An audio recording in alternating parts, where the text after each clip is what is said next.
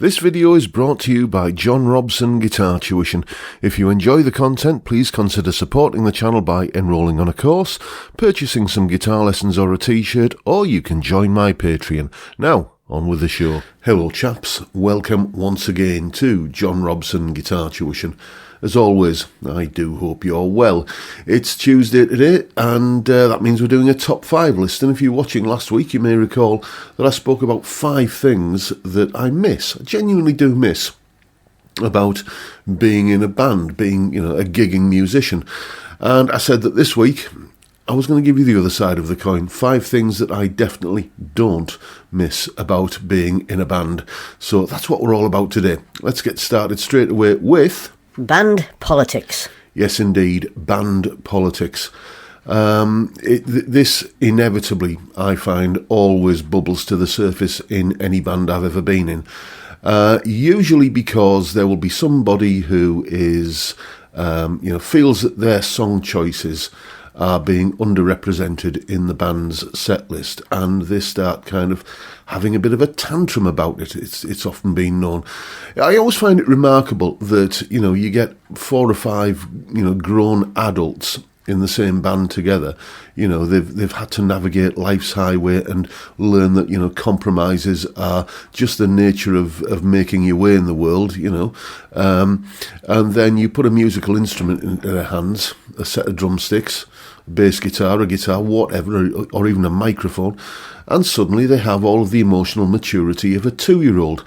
Why can't we play the songs that I choose? Well, we tried playing the songs that you chose, and they bombed every night. Every audience reacted to them like they would a bucket of cold sick, and that's why your song choices didn't make it into the final set list. Some of mine didn't as well. We're out there to entertain people and give them, the songs that they want to hear. And if a song, whoever chose it, doesn't make it into the final cut, then that's a reflection of that, not a reflection of you being a victim in some sort of way. And it doesn't matter if you do own the van that we carry all the gear around in, because that is often a card that they will play as well. So there you go, band politics. I definitely don't miss that one. Next, laziness. Oh dearie me, yes, laziness. You remember that band that you were in at one point? Maybe you've been in a few. Maybe you've been in a lot of bands like this, as I have, where you spend 6 months trudging along to the rehearsal room every week or every other week, and you never seem to get any tighter, because it only takes one person. The chain is only as strong as its weakest link. It only takes one person to not have learned their stuff, not learn the parts. Singers are the worst offenders for this, I find, usually, because they think it's perfectly acceptable for everybody else to learn their parts, and they're still kind of stood there, sometimes on a gig with lyric sheets in front of them. Utterly appalling, just rank laziness, and it really does rankle with me. And if you're playing sort of in a rock covers band, which is pretty much most of the sort of bands that I've been in over the years, which instrument is it that tends to have the twiddly, awkward to learn, difficult to figure out, often quite difficult to master solos to in multiple songs? It's the guitar, isn't it? So the number of times I've turned up for a band practice and had, been burning the midnight oil night after night after night to learn that tricky solo that needs to be there because it's part and parcel of the song. And you get into the practice room and the bass player or the drummer or the singer or announces, "Oh, well, I didn't bother learning that one." As though it's perfectly fine to say that. I used to yank my chain so much, and I definitely do not miss musicians' laziness.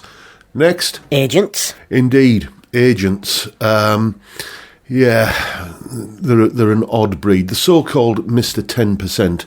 I say so-called because I have never, ever paid an agent as little as 10% commission.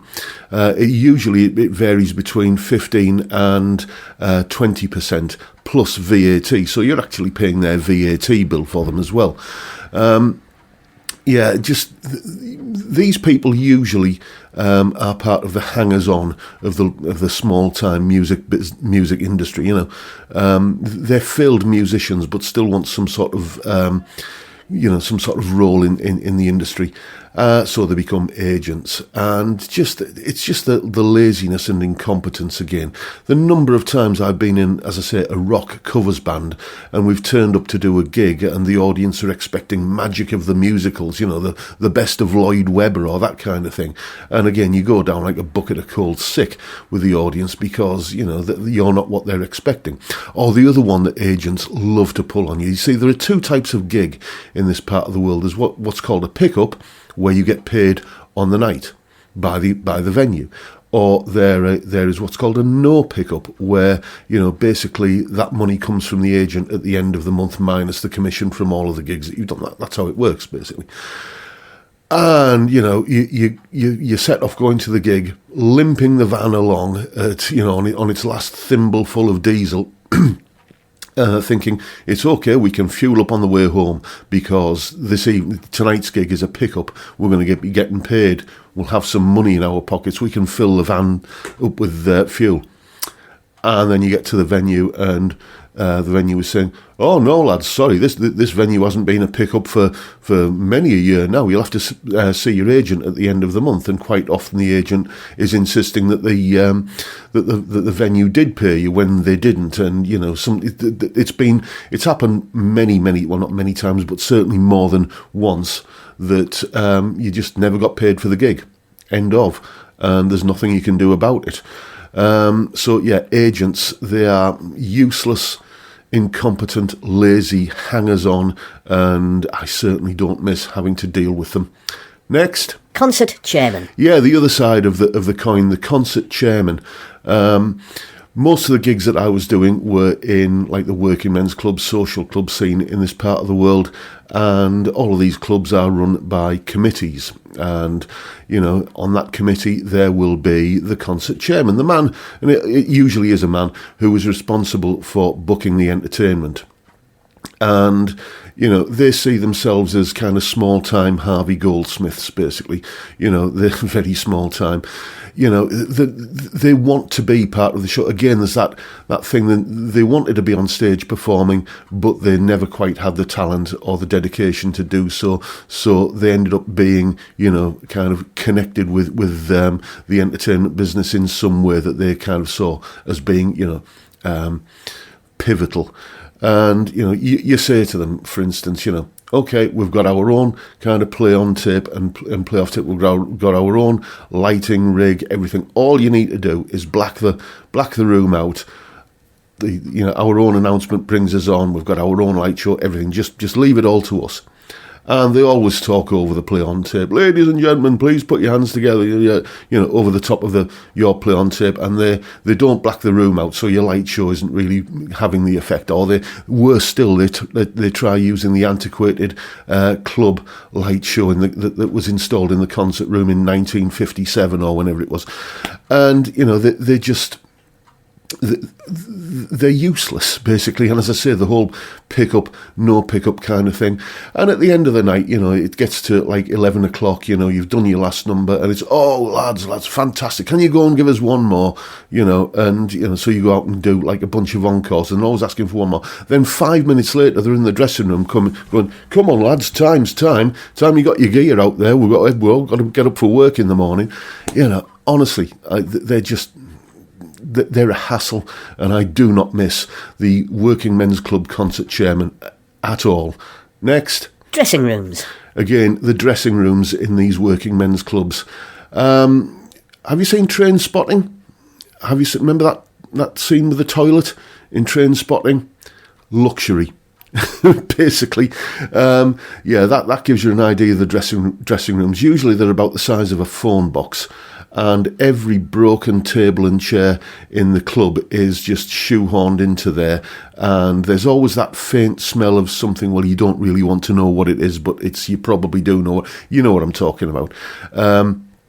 It's small, cramped, filthy, broken mirrors, stinking, awful places where you're supposed to kind of go and get changed into your glamorous, in some cases, stage clothes. Not a happy experience, and it's always the icing on the cake when you've lugged your bass bins and drum stands and everything up 3 flights of rickety fire escape in a howling northeast gale to get it into the concert room, which is always on the top floor of the club for some reason. Because you've got to take it up the fire escape because they don't want you messing up the carpets, bringing heavy equipment up the stairs for the customers, and then you can kind of settle into your luxury dressing room for the evening. Yes, indeed. Again, another thing I definitely don't miss. So there you go. 5 things I definitely do not miss about being in a gigging, working band anymore. I'm glad I did it. I'm glad that I had the experience. It's a box that I've ticked many times over, but that part of my life is behind me now, and I'm quite happy to let it stay in the past. So there you go, folks. That is the video for today. 5 things I don't miss about gigging. Hope you found it relatively entertaining. And if any of these experiences chime with you, then please do leave a comment down below. And if you enjoy the video, why not hit the subscribe button and the notification bell? And drop me a like as well while you're at it. And don't forget the live stream every Friday, 5 p.m. UK time, where we drink beer and talk about music and guitars, and probably swap a few war stories this week about the kind of gigging scene that we've all been part of over the years. But that's it for today, folks. Thank you so much for watching. Thank you for your time. Look after yourselves. Stay well, stay safe, and above all, stay sane. Bye for now.